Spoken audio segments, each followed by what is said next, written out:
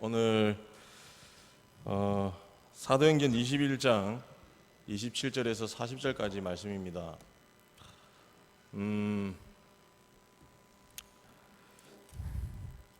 사도행전 강해를 쭉 해오면서 이번 본문 말씀이 저에게 있어서 가장 힘들었던 것 같습니다. 가장 힘들었고 지금도 솔직히 오늘 제가 준비한 것이 기도하며 준비한 것이 이쪽 방향으로 가면 되는 건지 아직도 제 스스로 좀 의구심을 좀 가지고 있습니다. 그러나 어쨌든 여러분 오늘 이 밤에 하나님께서 우리에게 주신 말씀이라 믿고 또한 함께 은혜 나누려고 합니다. 우리 지난 시간 우리가 한번 잠시 복습 한번 해보겠습니다. 우리 지난 시간에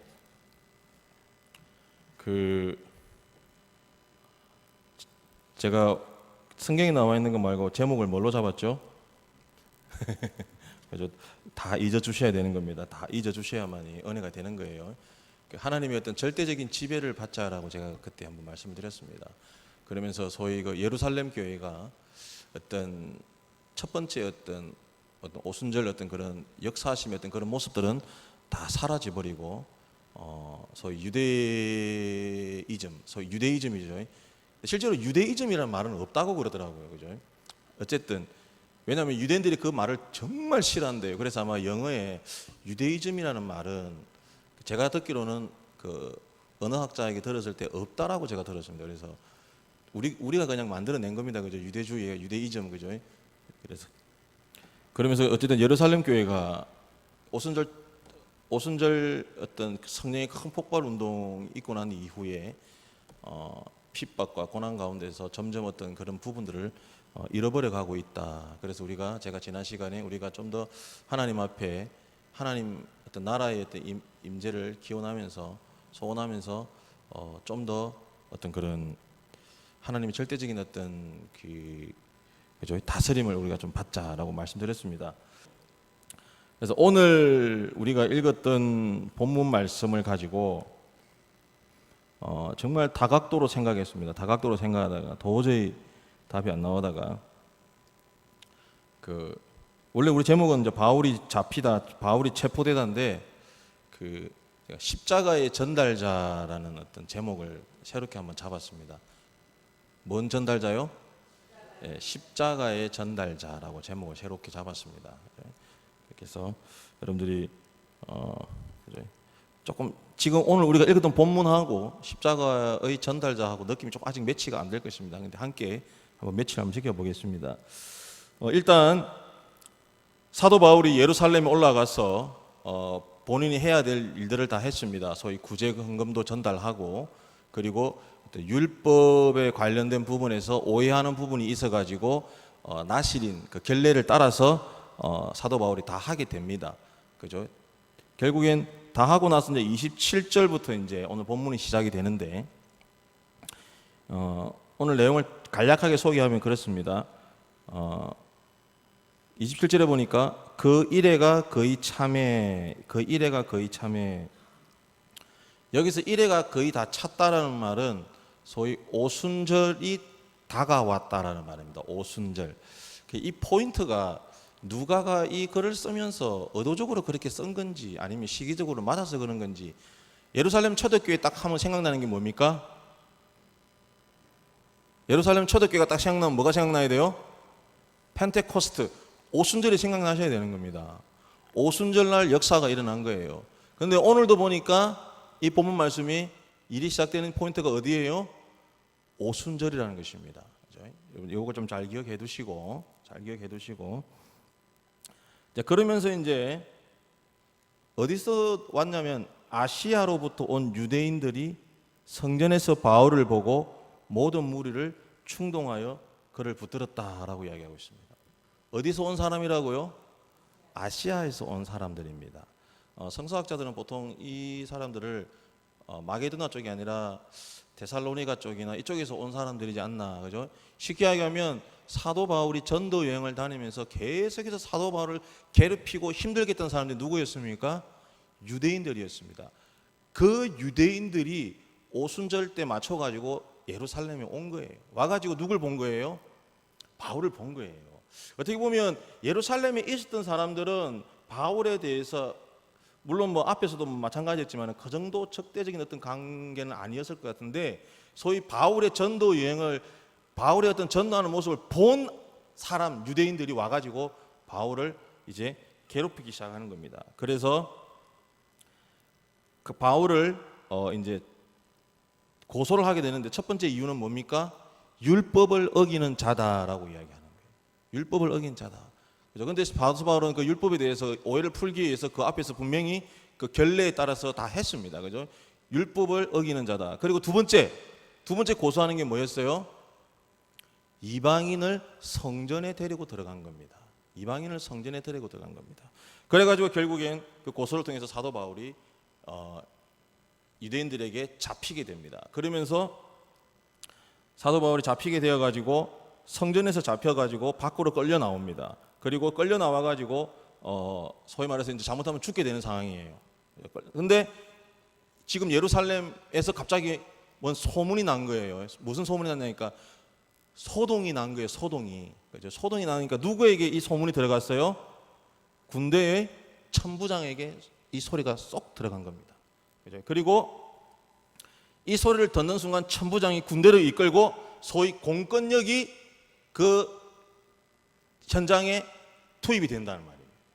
공권력이 투입이 되고, 그러면서 무슨 일인가 물어보니까 이 사람 저 사람 막 이야기를 하니까 무슨 말인지 몰라가지고 천부장이 사도 바울을 포박해서 어디로 데리고 갑니까?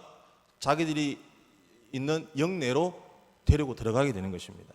그리고 데리고 들어가서 사도 바울에게 이야기를 하면서 물어보다가 사도 바울이 그 천부장에게 부탁을 하게 됩니다. 내가 우리 백성들에게 말할 수 있는 기회를 주십시오라고 부탁을 했을 때 사도 바울이 그 부탁을 했을 때 그 천부장이 그 얘기를 들어주고 사도 바울이 첫 번째 이스라엘 민족들을 향해, 예루살렘에 있는 백성들 유대인들을 향해서 소위 정언하는 장면이 오늘 우리가 읽었던 본문 내용입니다.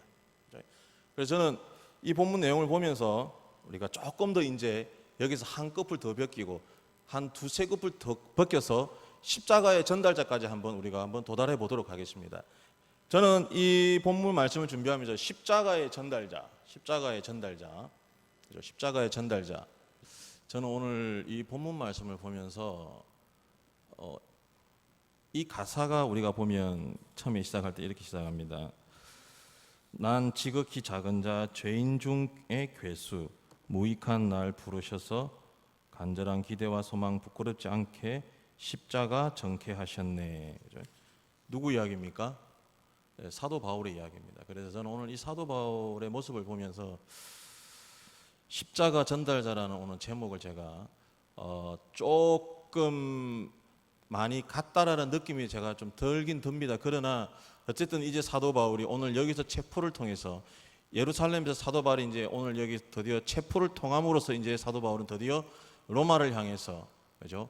가게 되는 어떤 첫 번째 여정이 시작되는 포인트라 해서 제가 조금 큰 틀에서 한번 생각하면서 십자가 전달자를 제목을 잡았습니다. 그래서 이 십자가 전달자 제목을 잡으면서 십자가를 전하기 위한 우리들의 모습은 어떻게 해야 되느냐라고 고민했을 때 저는 이렇게 두 가지를 한번 생각해 봤습니다. 제가 참 좋아하는 영어가 하나 있습니다. 뭐냐면요, I am nothing이라는 말이 있습니다. I am nothing. 그러니까 나는 아무것도 아니다. 그리고 하나 더 생각한 게 뭐냐면 I am acting이라고 그랬습니다. I am acting. 나는 행동으로 옮긴다. 그래서 저는 이렇게 생각했습니다. 십자가의 전달자는요, I am nothing과 I am acting에 끊임없는 긴장 속에 있다라고 저는 생각하는 겁니다. 이렇게 해서 어떻게 보면 좀 결론부터 시작해서 지금 다시 이게 본론으로 지금 들어가고 있는 것 같습니다. 그죠? 십자가의 전달자는요, 어디하고요? I am nothing과 I am acting이라는 이 두 가지 관점에서 긴장 관계 속에서 계속 돌아가고 있다는 것입니다. 그죠? 이게 무슨 말인지 이제 우리가 한번 본문에 이제 들어가면서 한번 깊게 한번 생각해 보겠습니다. 먼저 I am nothing입니다. I am nothing이 뭐예요? 나는 아무것도 아니다라는 것입니다. 아무것도 아니다라는 것입니다. 저는 이 I am nothing이라는 말을 침묵으로 한번 바꿔봤습니다. 침묵으로. 예수님께서 빌라도 앞에 서서 모진 고통, 고난을 당하면서 예수님께 질문해서 예수님 어떻게 했습니까? 침묵하셨습니다. 침묵하셨습니다. 오늘 사도 바울도 그에게 벌어진 일 앞에서 사도 바울은 어떻게 했습니까? 침묵했습니다. 1절 아무 말 안 했습니다. 1절 아무 말 안 했습니다. 그죠? 우리가 오늘 읽은 본문 속에 보면 사도 바울이 어디에서 잡히게 됩니까? 성전에서 잡히게 됩니다. 성전에서 잡히게 됩니다. 근데 성전에 잡히게 된 이유는 뭐 때문에 잡혀가지고 죽이려고 하는 거죠? 이방인을 데리고 들어갔기 때문에 사람들이 사도 바울을 죽이려고 하는 것입니다. 근데 여러분 이 부분에서 우리가 잘 생각하셔야 됩니다. 예루살렘 성전에는요, 제일 끝에가 이방인의 뜰이고 그 다음 넘어가면 그 이스라엘 뜰이라고 있습니다. 이방인의 뜰과 벽을 하나 넘어가면 이스라엘의 뜰이 있습니다. 여러분, 이스라엘은 로마의 식민 국가입니다. 로마의 식민 국가였기 때문에 여러분 잘 들으셔야 됩니다. 이스라엘 내에서 벌어지는 어떠한 범죄, 소위 생사 여탈권은요, 이스라엘이 가지고 있는 것이 아니라 누가 가지고 있습니까? 로마가 가지고 있습니다. 로마가 가지고 있어요. 어떠한 범죄를 저질러도 그를 죽이고 살리는 것은요, 그 권위는 어디에 있습니까? 로마에 있습니다. 그런데 여러분 잘 기억하시기 바랍니다. 이스라엘 민족 땅에서 유일하게 이스라엘 민족이 사람들을 죽일 수 있는 권한이 딱 하나가 있었습니다. 그게 뭔지 아세요? 바로 예루살렘 성전에 이방인이 들어갔을 때는요, 로마가 절대로 관여할 수가 없었습니다. 그 자리에서 바로 적결 심판해서 죽일 수가 있는 것이 바로 이방인이 성전에 들어가는 것입니다.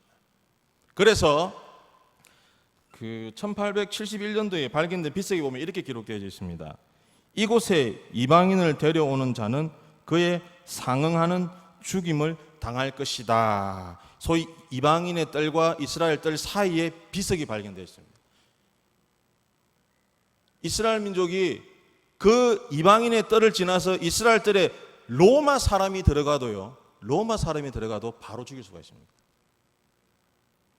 근데 지금 사도 바울이 거기서 어떻게 되고 있습니까? 죽을 수 있는 상황입니다. 죽을 수밖에 없는 상황에 몰렸다는 것입니다. 근데 여러분 보시기 바랍니다. 오늘 우리가 본문에도 읽었지만은 이 유대인들이 사도 바울을 죽이려고 작정을 하고 실제로는 사도 바울이 이방인을 성전에 데리고 들어가지 않았습니다. 시내에서 있는 모습을 보고 의도적으로 말을 만들어서 사도 바울을 죽이려고 하는 것입니다. 그죠? 그러면서 우리가 30절을 한번 다 같이 한번 읽어보겠습니다. 30절 다 같이 시작.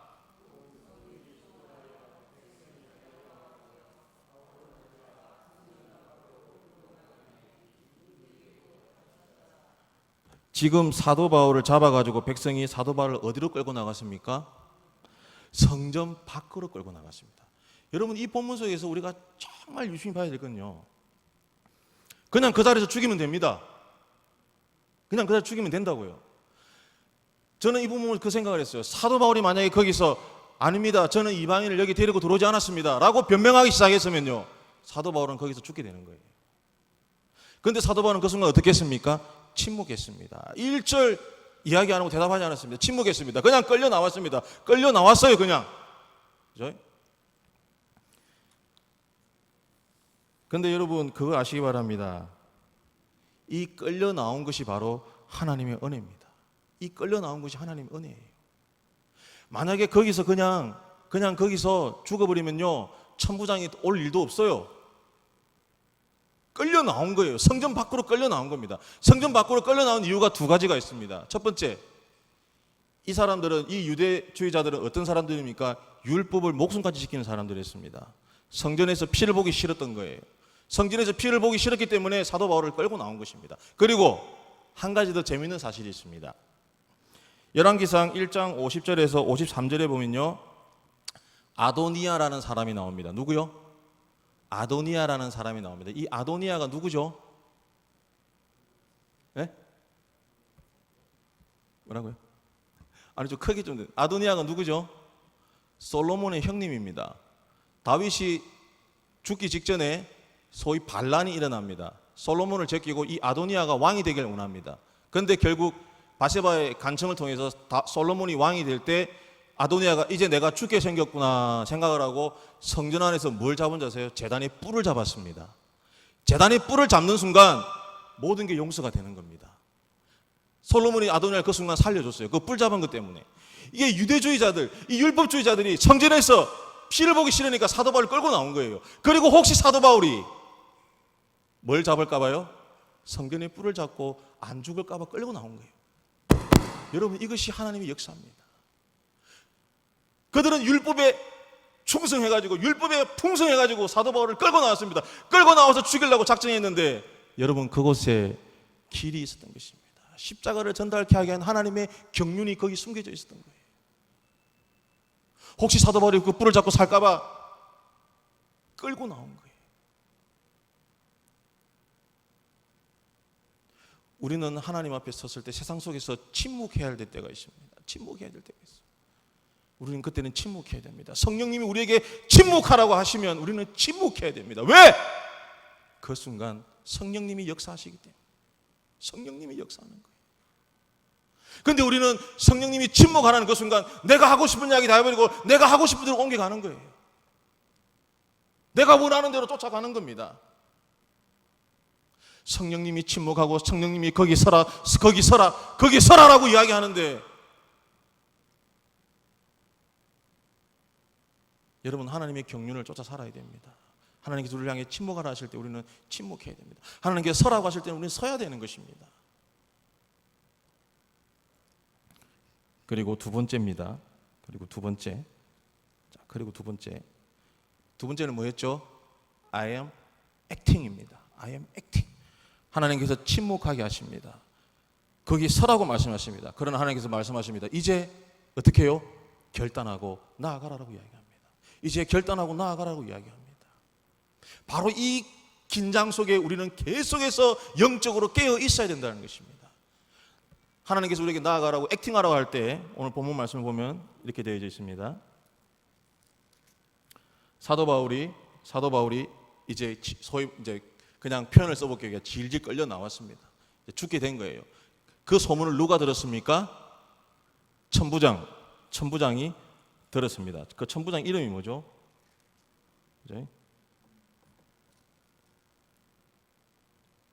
천부장 이름이 없었죠? 예. 글라우디오, 그죠? 제가 찾았는데, 어쨌든. 자, 그 사도 바울이 천부장에게 부탁을 합니다. 그죠? 부탁을 합니다. 무슨 부탁을 하죠? 이스라엘 민족에게 나에게 말할 수 있는 기회를 달라고 부탁을 했다는 것입니다. 뭐 할 수 있게끔요? 변론할 수 있는 기회를 달라고 이야기합니다. 그러자 이 천부장이 37절에 보니까 이렇게 이야기합니다. 바울을 데리고 영내로 들어가려 할 그때에 바울이 천부장에게 이르되 내가 당신에게 말할 수 있느냐? 이르되 내가 헬라 말을 아느냐? 이렇게 이야기합니다. 쉽게 이야기하면 사도 바울이 천부장에게 부탁을 할 때 어느 나라 말로 이야기한 겁니까? 그리스 말로 그 천부장에게 이야기를 했다는 것입니다. 여보세요? 어느 나라 말로 이야기했다고요? 그리스 말로 천부장에게 부탁했습니다. 그러면 소위 말해서 로마의 천부장인 이 사람은 로마 사람이 아니라 어느 나라 사람입니까? 이방인 출신으로서 로마의 천부장에 올랐던 아주 스마트하고 똑똑한 사람이고 더 나쁘게 표현하자면 독한 놈입니다. 이방인으로서 로마의 천부장에 올라간 겁니다. 그게 어디 나와 있냐면요, 바로 그 뒷장에 22장에 보면 이렇게 나와 있습니다. 천부장이 대답하되 22장 28절에 보면 이렇게 나와 있습니다. 천부장이 대답하되 나는 돈을 많이 들여 이 시민권을 얻었노라. 바울이 이르되 나는 나면서부터다 라고 이야기하고 있습니다. 사도 바울은 로마의 도시에서 태어났습니다. 그것도 작은 도시가 아니라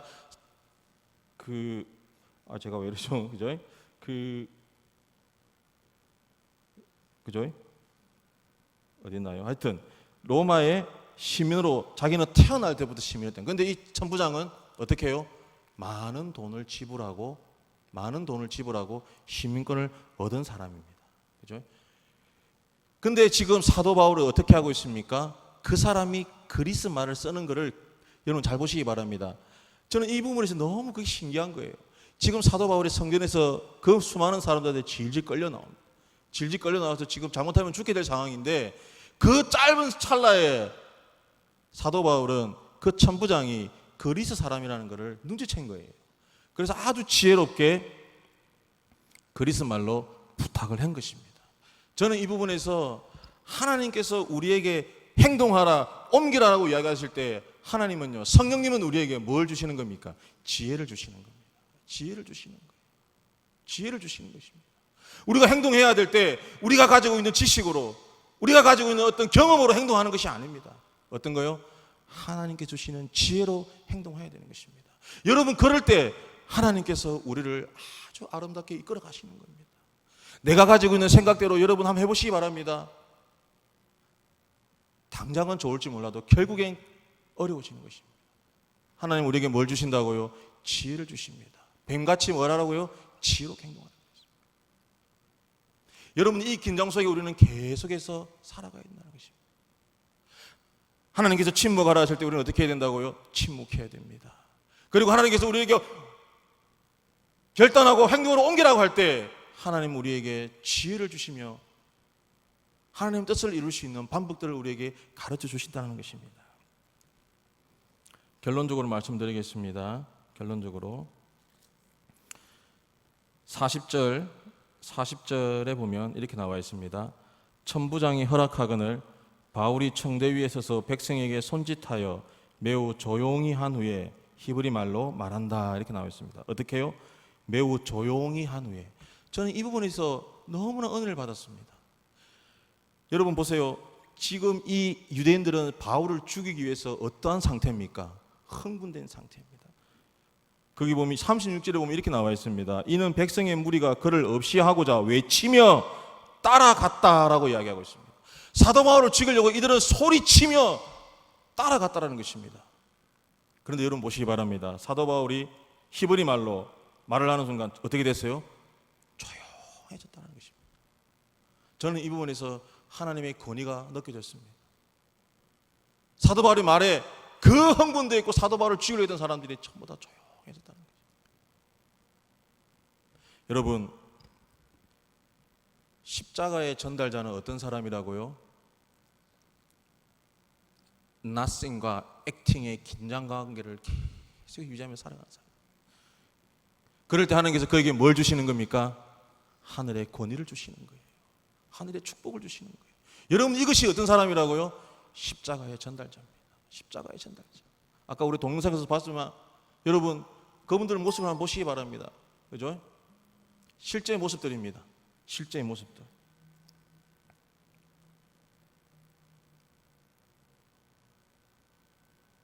우리는 바로 십자가의 전달자로서 이런 하늘의 권위를 받아야 되는 것입니다. 하늘의 권위를 누려야 되는 것입니다. 하늘의 축복을 누려야 되는 것입니다. 그래, 이 시간 제가 아까 우리 동영상에 나왔던 우리 마지막으로 십자가의 전달자를 우리 같이 한번 모르시면 가사라도 이렇게 립싱크 하시고 아시는 분들은 한번 따라 부르시면서 하나님, 저는 과연 십자가의 전달자로서 이 땅에 당신이 주신 권위로 살아가고 있는지 우리 스스로를 한번 돌아보는 시간 되길 바랍니다. 우리 시간 십자가의 전달자 우리 찬양 드리고 우리 설교 마무리하도록 하겠습니다.